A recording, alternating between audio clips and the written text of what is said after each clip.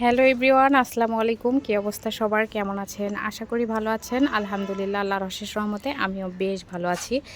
তো এই তো আমার ছাদ বাগানের ছাদে আজকে বিশালে বলা চলে রান্নাবান্নার আয়োজন। এই দুটো হাত দিয়েই আবার হেল্পিং হ্যান্ড ভাবি হেল্প করতেছে, আর আমি সব রান্না নিজ হাতে করতেছি, কোনো বাবুর্চি ছাড়াই। প্রায় 40-50 জনের রান্না করলাম আলহামদুলিল্লাহ।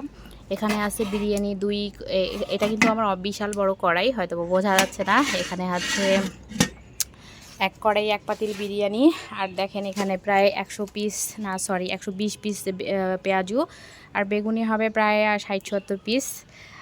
রান্নাবান্না করতেছি আলহামদুলিল্লাহ। তো বেগুনি আরও অবশিষ্ট বাকি আছে বেগুনি করার।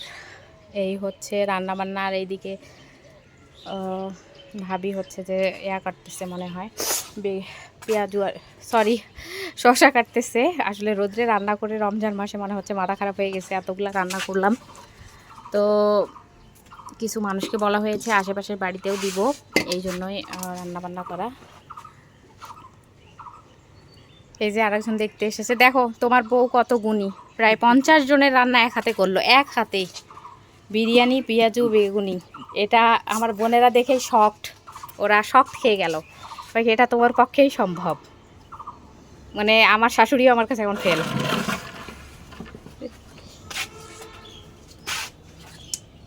ঢালি দেওয়া লাগবে।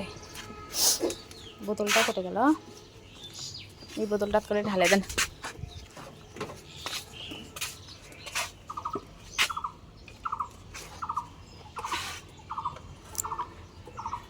মশমশা তো থাকবে মনে হচ্ছে, আমাদেরগুলোও এখনই ভাজে নিচ্ছি, আর কে চুলার পাড়ে যাবে, অসম্ভব।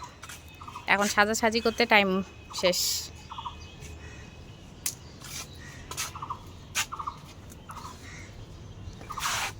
তেল শেষ হয়ে গেছিলো, এই জন্য ভাজা একটু অফ করছিলাম।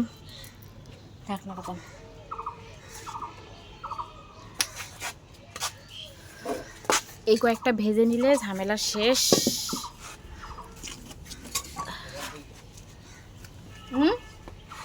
কি ছানাপেরা কি জানি না তো, ওরা হয়ে গেল কেন? শারমিন আপু নেই বাসায়, তারপর তো প্রাইভেটে গেছে।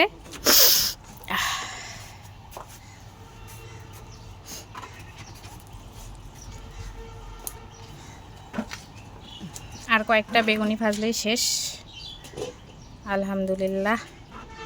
তেলটা মনে হয় এখনো গরমে হয়নি, না তখন পুড়ে যাচ্ছিল সব, এখন আবার গরমে হয়নি, হয়ে যাবে। চুলা অনেক তাপ আছে।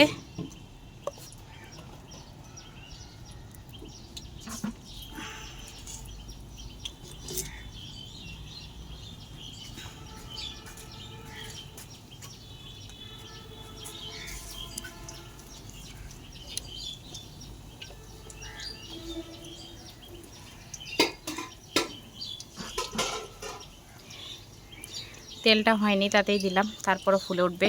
অনেক সুন্দর হয়েছে বেগুনিগুলো, মাশাল্লাহ, ফুলকো ফুলকো বেগুনি। তো এই ছিল আজকের ভিডিও। সবাই ভালো থাকবেন, সুস্থ থাকবেন, আল্লাহ হাফিজ।